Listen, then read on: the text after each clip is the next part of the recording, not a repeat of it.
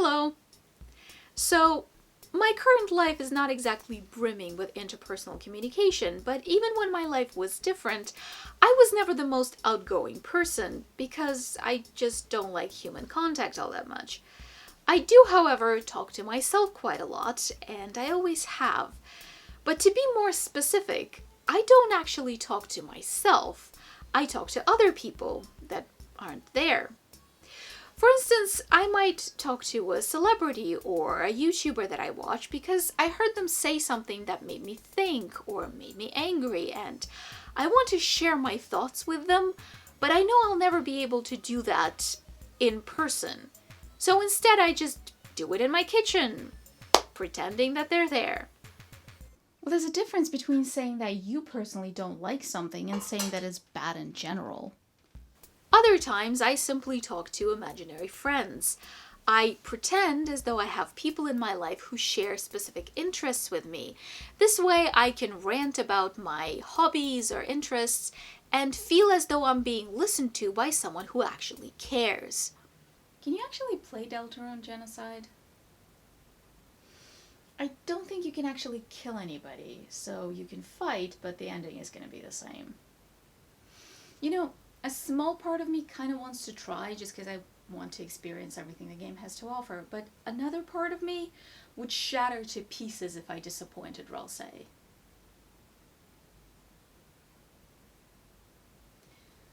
I know this is basically what fandoms are for, but I'm talking more about in-person communication, and you don't always necessarily know anyone in person who's into the same stuff as you are, so this is what I do instead.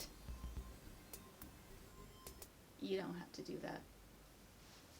Well, don't leave. I don't have anybody else.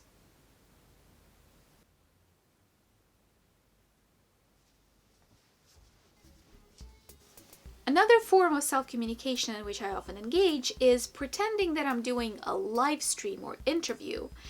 This allows me to rant on some kind of issue while feeling as though people are actually listening to me. I usually do this on the toilet. Most people are generally more willing to vilify those who call them out on their shit than they are to acknowledge the shit in question. I often think about the reasons and purpose of doing all this, and of course sometimes it's just that I don't have anyone in my life who's interested in a specific issue.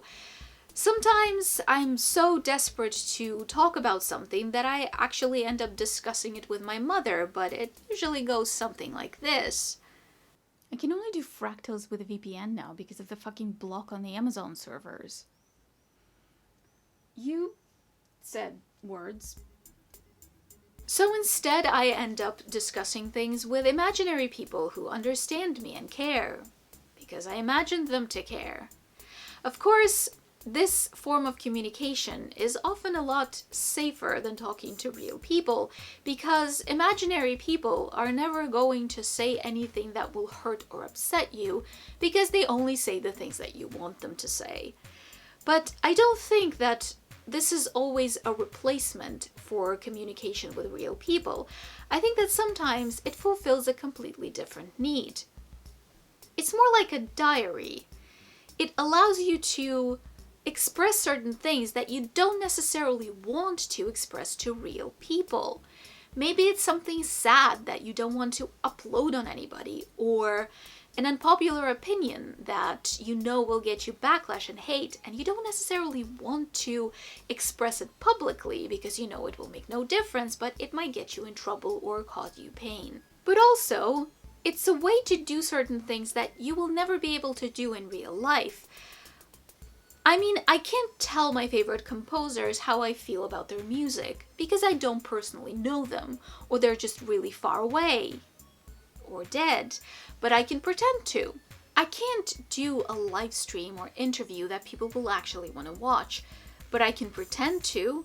I can pretend that what I'm saying while taking a crap is being heard by thousands of people, not just my bathroom door. I can give myself a sense of importance, or simply feel like I'm being listened to by a friend who shares my interests and actually wants to listen to me rant about something that we both like. The problem, of course, is the come down.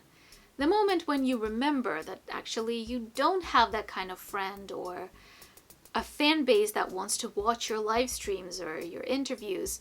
You're just alone on your toilet, ranting about politics or ethics into thin air. And it makes you wonder if there's even a point in any of it, because imaginary things are still imaginary, and although you try, you might never actually find a friend that shares your hobbies or become interesting to a large group of people to the point where they will actually want to listen to you rant about whatever is currently in your head. But you do what you can to survive. A lot of people believe that it's quite therapeutic to have a diary, to speak to an inanimate object in written form in order to help yourself process your own thoughts and feelings. So I don't think there's anything wrong with talking to yourself either. It's just something that you do to help keep up your spirits on your way to greatness. Or death. Whichever comes first, I guess. Thank you for watching.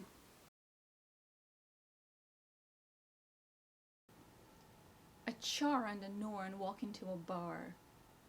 An Asura laughs and walks under it. Get a life. I'm trying.